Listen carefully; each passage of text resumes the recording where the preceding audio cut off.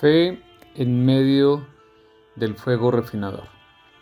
Nosotros, mis hermanos, hemos podido comprender que hay una lucha, hay una batalla cósmica. Por un lado, el enemigo habiéndonos quitado, habiéndonos robado la imagen de Dios, quiere esforzarse porque nosotros nos mantengamos así. Y esa es su lucha, porque él sabe que Dios ha venido a buscarnos para revertir esa pérdida. Quiere restablecernos, quiere restablecer su imagen en nosotros. Por nuestra ignorancia, por nuestra mala elección, hemos decidido ser súbditos de Satanás, pero Dios viene a buscarnos y quiere restablecer esa imagen. La lucha y la batalla que se libra ahora es que el enemigo no quiere que esto acontezca. Y el Señor trabajando para reproducir nuevamente su imagen en nosotros. Es así que en esa batalla ojalá pudiéramos ver nosotros las luchas que se libran, pero hay muchas cosas que nos son ocultas. Mas sin embargo, en el entendimiento que podemos nosotros tener por causa del esfuerzo de Dios para llamarnos a su lado, podemos comprender que ciertamente Él nos está llamando. Del libro de los Hebreos, hablando de la fe, habla acerca de Moisés en el capítulo 11 y vamos a leer a partir del versículo 24. Y dice así: por fe Moisés, hecho ya grande, rehusó de ser llamado hijo de la hija de Faraón, escogiendo antes sufrir aflicción con el pueblo de Dios que gozar las delicias del pecado por poco tiempo, teniendo por mayores riquezas el vituperio de Cristo que los tesoros en Egipto. Tenía respeto a la recompensa del galardón.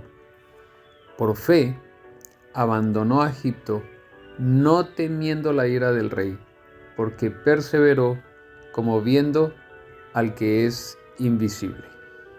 La fe, mis hermanos, en el fuego refinado. A pesar de las pruebas, lo que mantuvo firme, lo que mantuvo fiel a Moisés, a pesar de que no veía a Dios, el ejército que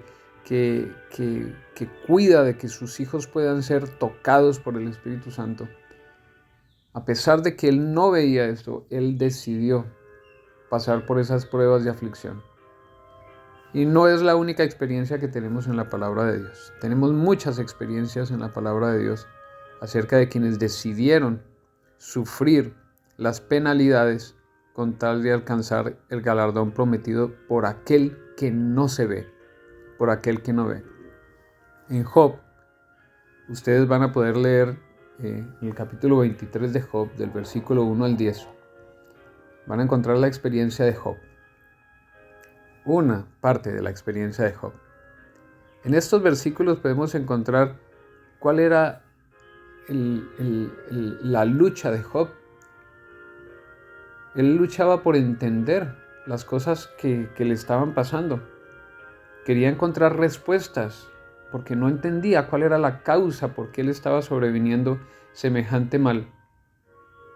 Pero él sabía que no podía encontrar a dónde ir a buscar respuesta, porque él sabía que su obediencia, su fidelidad estaba siendo dada a aquel que es invisible. Le era oculto para él las razones y en dónde encontrar a quien podía darle respuesta a esas razones. Pero al mismo tiempo también él entendió, y lo van a leer ahí al final del versículo del capítulo 23, en los versículos últimos. Voy a leerlo. Versículo 8 al 10 voy a leer, y dice así: y aquí yo iré al oriente y no lo hallaré, y al occidente y no lo percibiré. Si muestra su poder al norte, yo no lo veré. Al sur se esconderá y no lo veré. Mas él conoce mi camino. Me probará y saldré como oro. ¿Qué motivación? ¿Qué le era oculto a Job? Las causas, las razones de por qué estaba pasando por esa situación. Eso le era oculto, pero había algo que no le era oculto. ¿Para qué pasaba esas situaciones?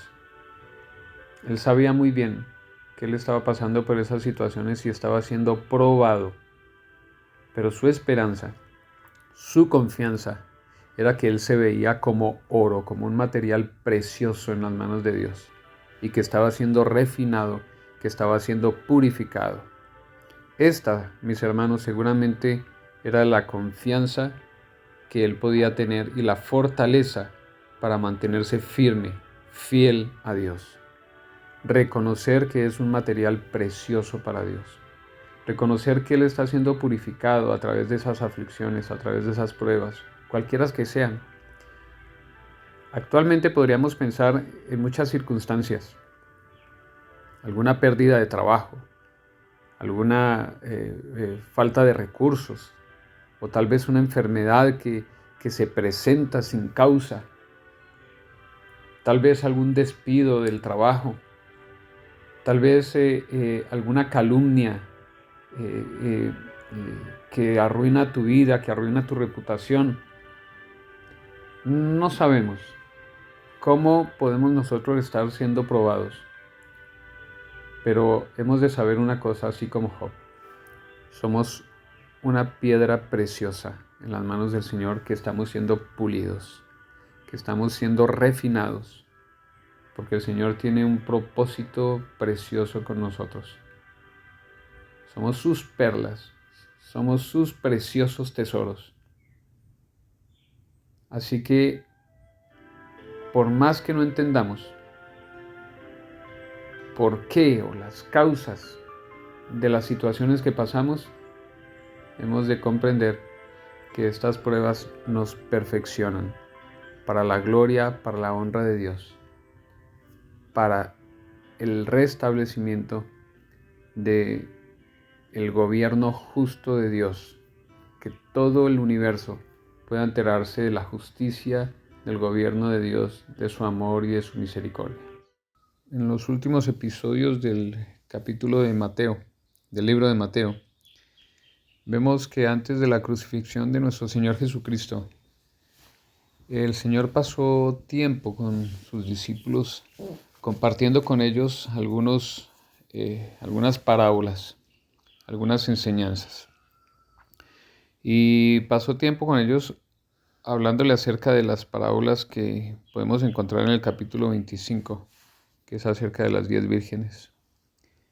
Junto con la parábola de las ovejas y los cabritos, podemos encontrar que nuestro Señor Jesucristo está diciéndonos cómo debe llevarse la vida cristiana después de haber recibido instrucción por un tiempo con Él, después de haber recibido ejemplo de Él, después de haber pasado tanto tiempo con Él.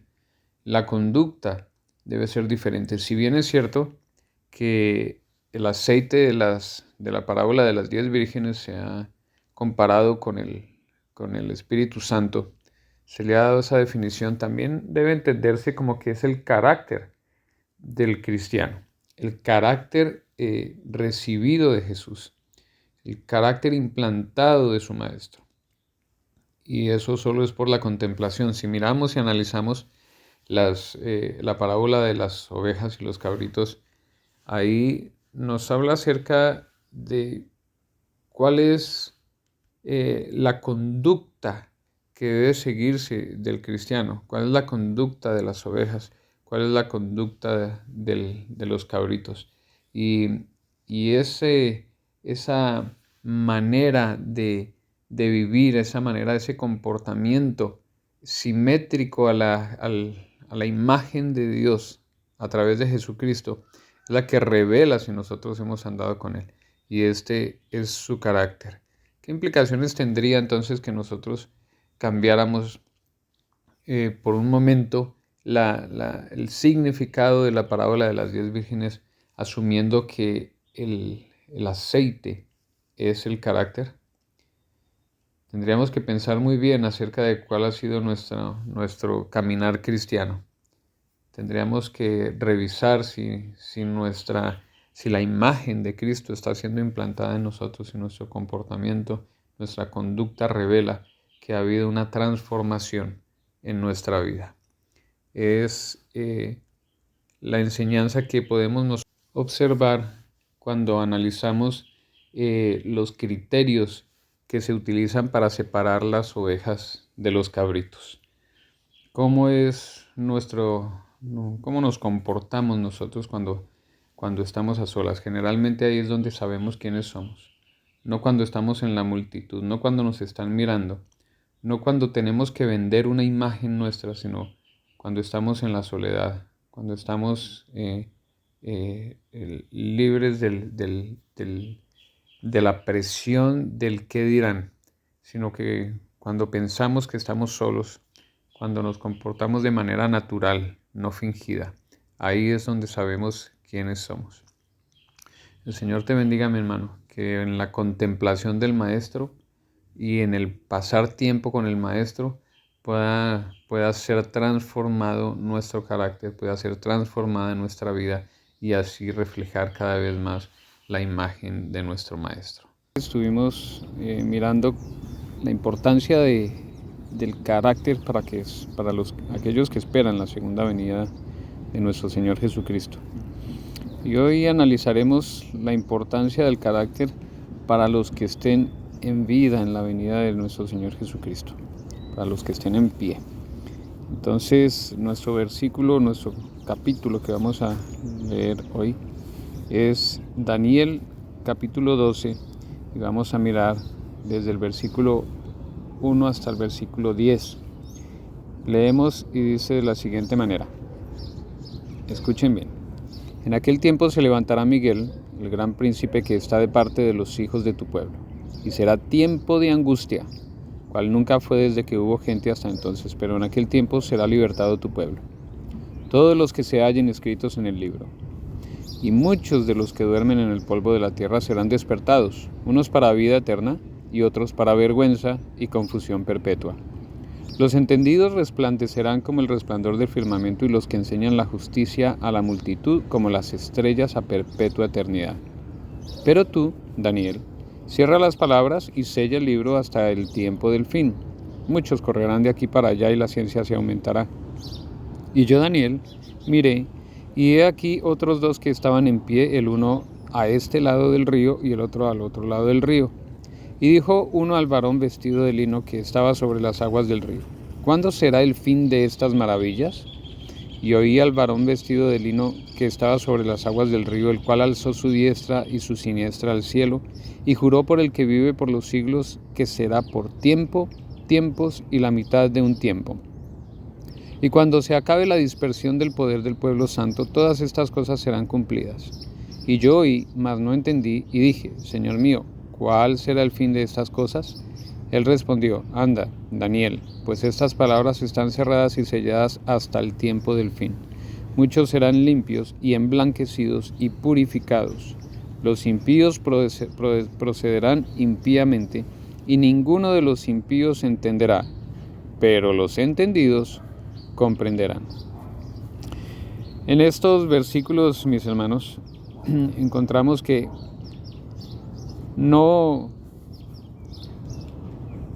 procederá por mucho tiempo el mal, no vivirá por mucho tiempo más. Nos está diciendo que precisamente habrá un tiempo del fin, un tiempo en donde el mal tendrá su final. Pero nos habla exactamente de dos tipos de personas: los entendidos y los impíos. Acerca de los impíos se habla que procederán impíamente, pero de los entendidos, de aquellos que comprenden ¿qué entienden? No está hablando del entendimiento de las ciencias de este mundo, no está hablando del entendimiento de las cosas que atañen a este mundo, todo lo contrario, son los entendidos de las cosas eternas. que no les coge desprevenido las circunstancias que se están pasando. De hecho, habla de un tiempo de angustia.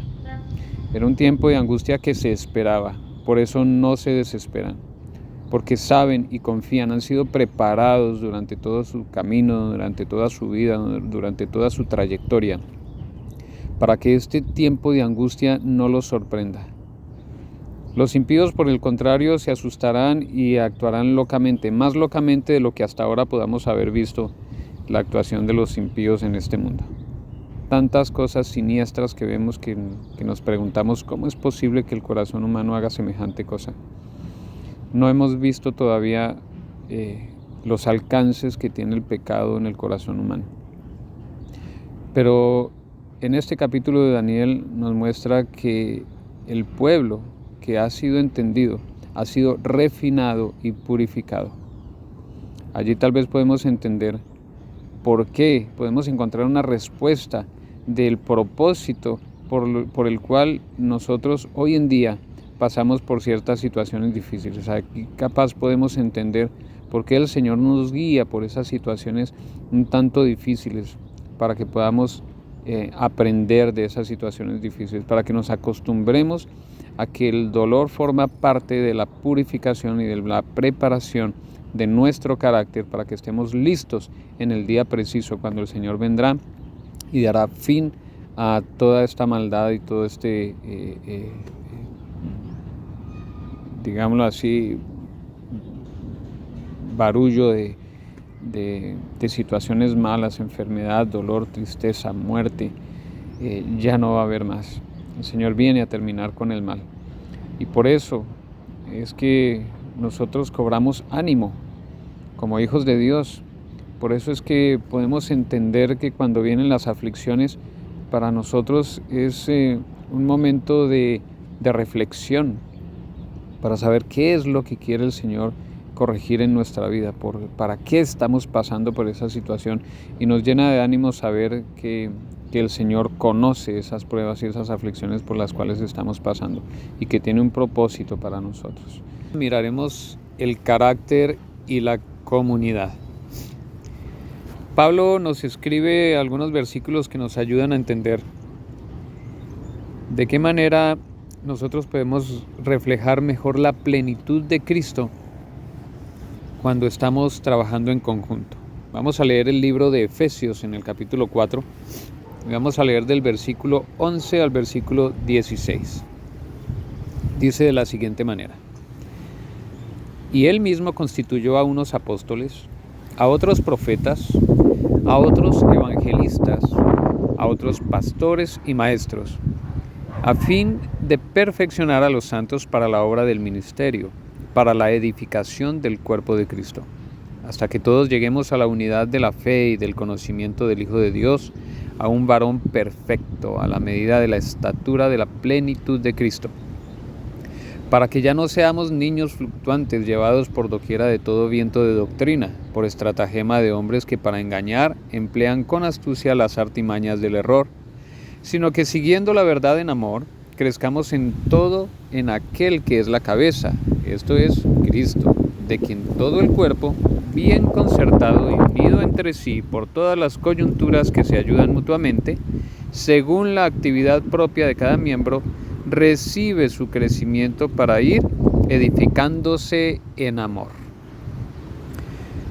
¿Qué está queriendo decir Pablo aquí?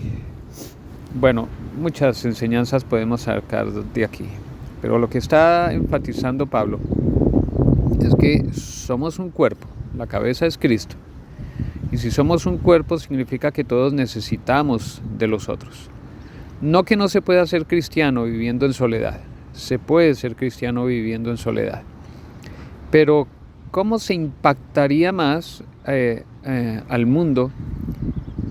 Es una pregunta que debemos de hacernos, ¿no? ¿Cómo impactamos nosotros más al mundo? Cuando reflejamos la plenitud de Cristo en comunidad, o cuando yo solo reflejo la plenitud de Cristo. ¿Qué creen ustedes? Es una situación para pensar. Obviamente impactaríamos más cuando una comunidad se comporta de una manera debida, correcta, que es bendición para el resto de las personas que les rodean. Muy diferente de cuando una persona sola vive la vida cristiana. Es un ejemplo también, es una ayuda también es una inspiración, pero no impacta tanto como cuando toda una comunidad trabaja junta, unida, mostrando las virtudes de Dios. Es así. Ahora, ¿por qué o cómo nos ayuda el hecho de trabajar en comunidad? Ahí mismo lo leímos. Pablo está diciendo que nos podemos ayudar. En los últimos versículos dice, en el último versículo que leímos dice, de quien todo el cuerpo, bien concertado y unido entre sí por todas las coyunturas que se ayudan mutuamente, según la actividad propia de cada miembro, recibe su crecimiento para ir edificándose en amor. Estar con otras personas nos ayuda a pulir nuestro carácter, nos ayuda a alcanzar la altura que debemos alcanzar. No es fácil vivir con personas que tal vez nos son un poco incómodas, tal vez por su actitud, pero cuando nosotros mostramos aún simpatía por estas personas que conocemos muy bien, otras que no nos caen tan bien como lo decimos comúnmente, pero aún mostramos simpatía, pues estamos evidenciando el poder de Dios en nosotros. Estamos hablando del amor de Dios, estamos hablando del poder de Dios, porque estamos mostrando su carácter. Con seguridad en algunas circunstancias nos costará hacer eso, pero ejercitamos la aceptación, la tolerancia. Y muchas veces tendremos que negarnos a nosotros mismos para poder aceptar a otra persona. Tenemos que negar nuestra posición, tenemos que negarnos a nosotros mismos acerca de nuestros puntos de vista para poder dar aceptación a otra persona que, si bien no nos parece tan buena persona, pero la toleramos, tenemos paciencia, escuchamos con paciencia. Entonces esto nos habilita, nos va preparando para tener el espíritu y el carácter correcto, el carácter de Dios. Es importante y es necesario entonces que podamos vivir en comunidad. Esto nos ayuda muchísimo a crecer. En algunas circunstancias nos encontraremos solos o tal vez en compañía de personas extrañas a quien no conocemos. Y con seguridad ahí pues será momentos agradables, o seremos nosotros agradables, porque cuando estamos solos pues no tenemos con quién rozar, no tenemos con quién pulirnos. Y cuando tenemos personas extrañas, no conocemos su pasado, no conocemos nada de ellas, entonces fácilmente podemos aceptarlas. Pero cuando estamos en conjunto, cuando conocemos a las personas, cuando los conocemos muy bien, entonces ahí es donde hay que ejercitar la paciencia, es donde hay que ejercitar la aceptación. Ahí es donde comienza a mirarse realmente qué es lo que hay en nuestro corazón y cómo necesitamos un cambio, una transformación. Entonces, trabajar juntos, como lo expresa Pablo, dice, para que unidos como un solo cuerpo, trabajar juntos, al trabajar juntos más bien, podemos mostrar la plenitud del amor de Cristo.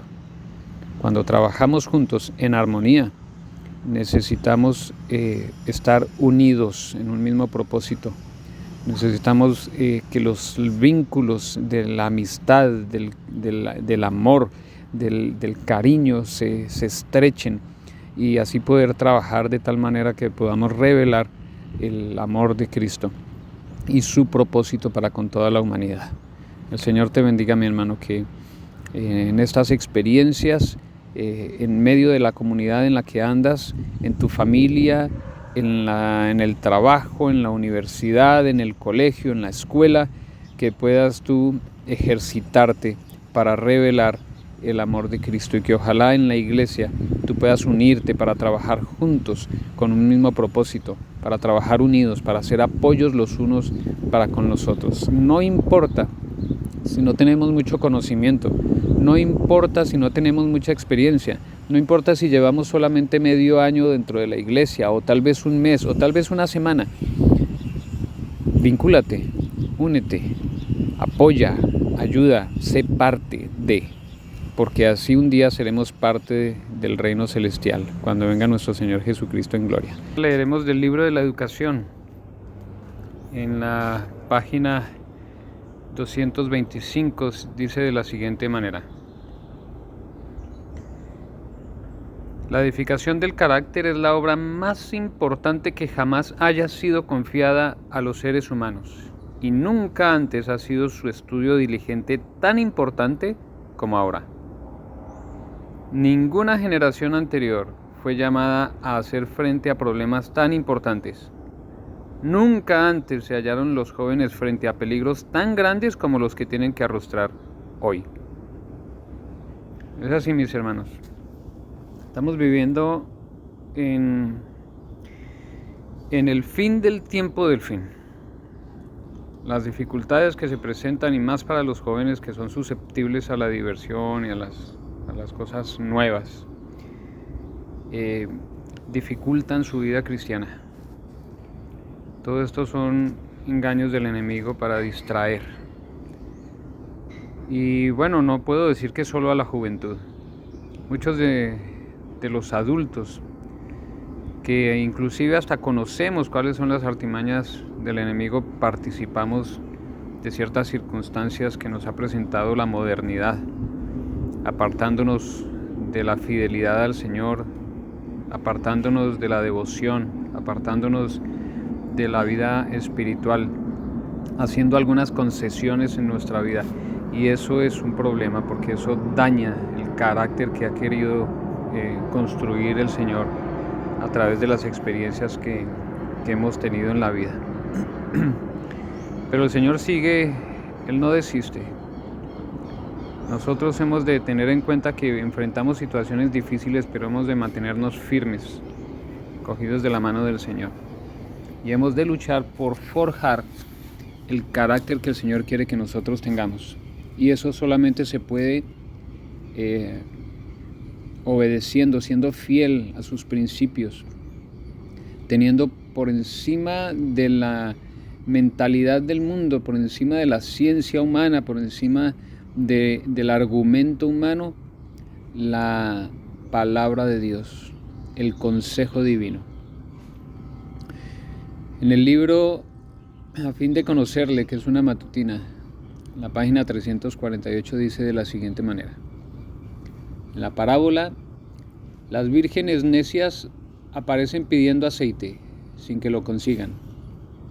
Esto es un símbolo de los que no se han preparado, desarrollando un carácter para permanecer en el tiempo de crisis.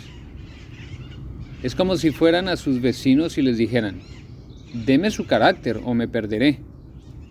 Las que fueron sabias no pudieron compartir su aceite con las lámparas vacilantes de las vírgenes necias. El carácter no es transferible. No puede comprarse ni venderse. Debe adquirirse. El Señor ha dado a cada uno la oportunidad de obtener un carácter recto mediante las horas de prueba, pero no ha proporcionado un medio por el que un agente humano pueda impartir a otro el carácter que ha desarrollado pasando por duras experiencias, aprendiendo lecciones del gran maestro para que pueda manifestar paciencia en la prueba y ejercitar la fe para que pueda remover montañas de imposibilidad. Mis hermanos, lo que tú le permitas al Señor hacer en tu vida, eso es tuyo. Solo eso.